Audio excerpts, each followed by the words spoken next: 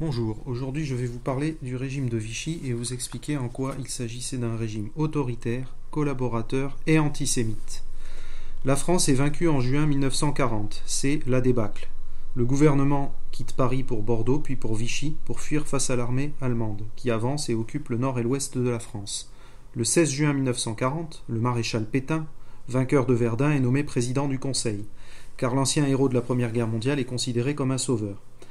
Dès le 17 juin 1940, le maréchal Pétain appelle les Français à cesser le combat, et il signe l'armistice de Rotonde avec l'Allemagne nazie le 22 juin 1940. Nous allons nous demander comment Pétain met-il en place un nouveau régime politique, appelé l'État français, et que les historiens appellent le régime de Vichy. Premièrement, il s'agit d'un régime autoritaire. En effet, le 10 juillet 1940, le maréchal Pétain se fait voter les pleins pouvoirs par les députés et sénateurs réunis à Vichy en zone dite libre. Seuls 80 d'entre eux, sachant que le Parti communiste a été interdit, osent voter contre. Dès le lendemain, le 11 juillet 1940, le maréchal Pétain supprime la Troisième République et met en place une dictature personnelle. Il est à la fois chef de l'État, chef du gouvernement et des armées, et peut décider seul des lois. Il a donc tous les pouvoirs.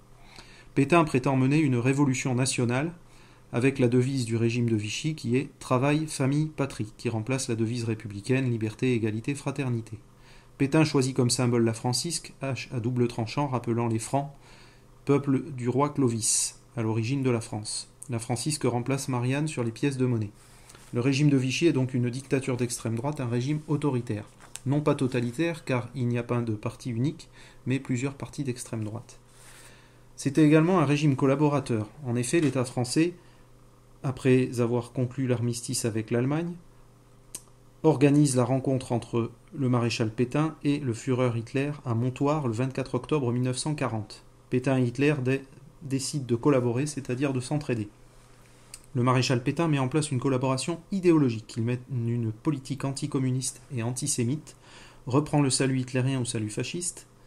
Il crée également la milice, police politique de Vichy, inspirée de la Gestapo, qui traque et arrête les résistants, surtout les communistes, et également les juifs.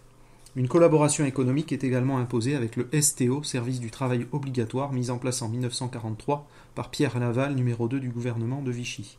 Le STO oblige les ouvriers français à aller travailler dans les usines, notamment d'armement, en Allemagne.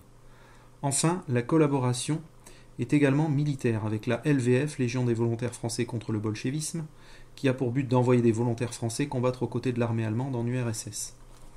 Pour terminer, on peut dire également qu'il s'agit d'un régime antisémite. En effet, dès le 3 octobre 1940, avant donc sa rencontre avec Hitler et donc sans aucune pression de sa part, le maréchal Pétain impose le statut des Juifs, qui interdit de nombreux métiers aux Juifs, leur confisque leurs entreprises et leurs commerces, puis leur impose de porter l'étoile jaune.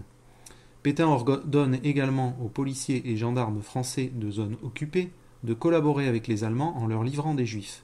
Il organise des rafles, enlèvements collectifs de Juifs, dont la plus tristement célèbre est celle du Veldiv à Paris, le 16 juillet 1942. Près de 13 000 Juifs sont arrêtés ce jour-là par la police et la gendarmerie française, puis enfermés dans le stade Vélodrome d'hiver et enfin livrés aux nazis qui les déportent vers les camps de la mort.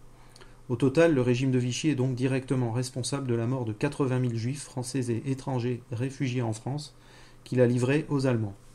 Le régime de Vichy est donc bien une dictature personnelle d'extrême droite, donc un régime autoritaire, un régime collaborateur allié aux nazis puisque le maréchal Pétain a aidé Hitler sur les plans idéologiques, économiques et militaires, et enfin il s'agit d'un régime antisémite puisque le régime de Vichy a causé la mort de 80 000 juifs, fait que le président Jacques Chirac a officiellement reconnu le 16 juillet 1995.